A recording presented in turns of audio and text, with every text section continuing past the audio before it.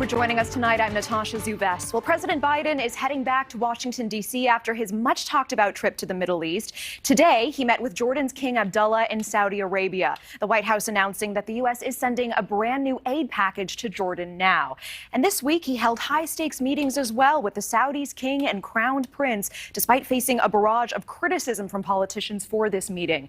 NewsNation correspondent Nick Smith is here to break down this crucial visit. And Nick, let's get back to that new aid package that Jordan is getting. Exactly how much money are we talking here? Natasha, the agreement comes out to more than $1 billion a year for the length of the deal. It was a welcome outcome to a trip that has been met with division at every step of the way.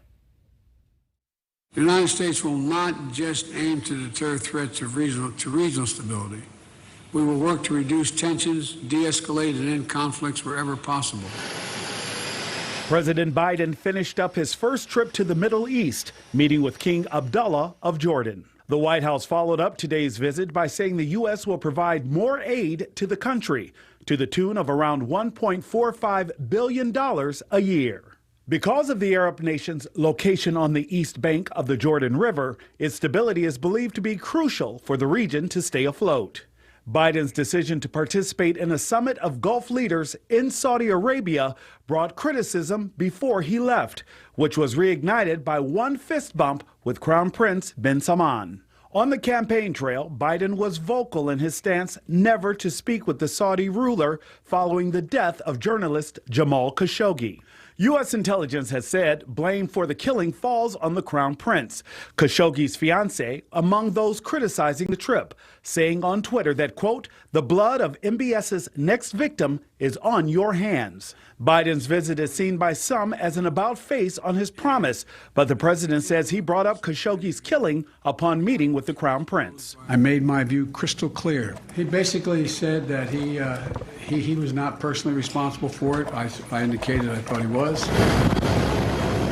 Before leaving Jeddah on Air Force One, the president was steadfast in keeping this trip about stabilizing the region, saying the United States is committed to maintaining security in the Gulf. We continue to work closely with many of you to counter the threats posed to the region by Iran. We're also pursuing diplomacy to return constraints on Iran's nuclear program. He also thanked the summit for their opposition to Russia's war in Ukraine. The entire GCC plus Egypt and Jordan voted in the United Nations General Assembly to condemn Russia's invasion of Ukraine. It was a watershed moment. Now, President Biden says America's interests are intertwined with the success of the Middle East, adding that the U.S. will not, quote, walk away to let countries like Russia or Iran take control in the region. Natasha? All right, Nick, thank you so much. And thank you for watching. Go to newsnationnow.com to find News Nation on your television provider. And don't forget to click the red subscribe button below to get more of News Nation's fact-driven, unbiased coverage.